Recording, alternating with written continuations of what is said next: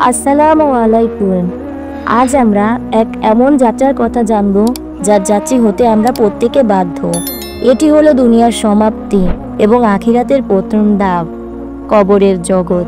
যখনই কোনো মানুষের জীবনের সময় ফুরিয়ে যায়, আল্লাহর নির্দেশে মালাকুল মউত আজরাইল আলাইহিসসালাম তার সামনে হাজির হন। নেককার ব্যক্তিদের জন্য, যদি সে ভালো মানুষ হয়, ফেরেশতারা জান্নাতের আলোকময় চেহারা নিয়ে আসেন। তাদের সাথে থাকে জান্নাতের সুগন্ধিযুক্ত কাফন। রুহুকে খুব আদরের সাথে বের করে আনা হয়, যেন ভেজা আটা থেকে একটি চুল টেনে আনা হলো। সেই পবিত্র রুহুকে ইল্লিন নামক সম্মানিত স্থানে রাখা হয়। পাপী ব্যক্তিদের জন্য, যদি সে পাপী হয়, ফেরেশতারা আসেন কালো ও ভয়ানক রূপে। তাদের সাথে থাকা জাহান্নামের দুর্গন্ধময় চট রুহকে অত্যন্ত কষ্ট দিয়ে টেনে হিঁচড়ে বের করা হয়, যেমন জীবন্ত পশুর শরীর থেকে চামড়া টেনে খোলা হয়। সেই নাপাক রুহকে সিজ্জিন নামক অপমানজনক স্থানে ছুঁড়ে ফেলা হয়। কবরের চাপ ও মুনকার নাকিরের আগমন। মৃত ব্যক্তিকে যখন কবরে রাখা হয় এবং সব আপনজন 40 কদম দূরে চলে যায়, তখন শুরু হয় কবরের প্রথম শাস্তি, কবরের চাপ। কবর দুপাশ থেকে এমন জোরে চাপ দেয় যে মৃতের বুকের এক পাশের হাড় অন্য পাশের হাড়ের ভেতরে ঢুকে যায়। মনে রাখবেন, এই চাপ থেকে কোনো নেককার ব্যক্তিও সম্পূর্ণ মুক্তি পান না। ভয়ঙ্কর আগমন। এরপর হঠাৎ মাটি দুভাগ হয়ে যায় এবং আগমন ঘটে দুই ভয়ঙ্কর ফেরেশতা, মুনকার এবং নাকির।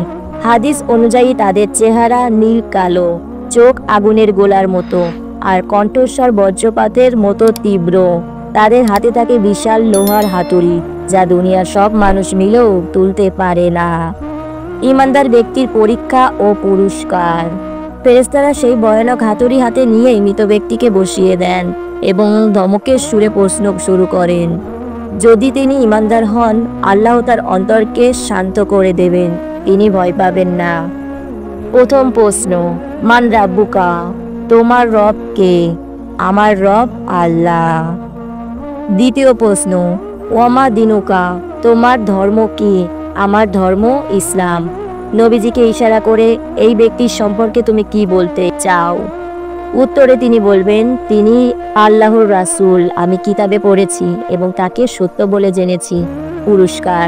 সঠিক উত্তর দেওয়ার পর আসমান থেকে ঘোষণা আসে, আমার বান্দা সত্য বলেছে, তার জন্য জান্নাতের বিছানা বিছিয়ে দাও, জান্নাতের পোশাক পরিয়ে দাও এবং জান্নাতের একটি দরজা খুলে দাও। সাথে সাথেই কবর 70 হাত প্রশস্ত হয়ে যায়। জান্নাত থেকে সুগন্ধি বাতাস আসতে থাকে। তার পাশে তার নেকামল সুন্দর মানুষের রূপে এসে বলেন, আমি তোমার সঙ্গী, তোমার ভয় নেই। ঈমানদার ব্যক্তি শান্তিতে ঘুমিয়ে যান এবং কিয়ামত পর্যন্ত তার কবরটি জান্নাতের বাগানে পরিণত হয়। পাপী ব্যক্তির ব্যর্থতা ও কঠিন শাস্তি। যদি মৃত ব্যক্তি পাপী বা বদকার হন, মুনকার নাকিরের চেহারা দেখে সে ভয়ে কাঁপতে থাকবে, উত্তর দিতে ব্যর্থ হবেন। ভয়ে তার মুখ দিয়ে কোনো কথা বের হবে না। প্রতিটা প্রশ্নের উত্তরে সে শুধু বলবে, আমি জানি না, মানুষ যা বলতো আমিও তাই বলতাম। আযাবের ঘোষণা করা হবে। আসমান থেকে ঘোষণা আসে, সে মিথ্যা বলছে, তার জন্য জাহান্নামের বিছানা বিছিয়ে দাও এবং জাহান্নামের একটি দরজা খুলে দাও। আযাবের ভয়াবহতা। জাহান্নামের গরম হাওয়া ও দুর্গন্ধ কবরে ঢুকতে শুরু করবে। কবর এমন জোরে চাপ দেবে যে বুকের হাড় ভেঙে যাবে। তার বদ আমল পচা লাশের মতো দুর্গন্ধময় কুৎসিত মানুষের রূপে এসে তার সঙ্গী হবে। বিশেষ ফেরেশতা। শাস্তি দেওয়ার জন্য একজন অন্ধ, বধির ও বোবা ফেরেশতা নিয়োগ করা হয়। তিনি অন্ধ যাতে কষ্ট দেখে তার দয়া না হয়, বধির যাতে চিৎকার না শোনেন। লোহার হাতুড়ি। সেই বিশাল হাতুড়ি দিয়ে তাকে এমন জোরে আঘাত করা হয় যে তার চিৎকারে মানুষ ও জিন ছাড়া পৃথিবীর সব সৃষ্টি কেঁপে ওঠে।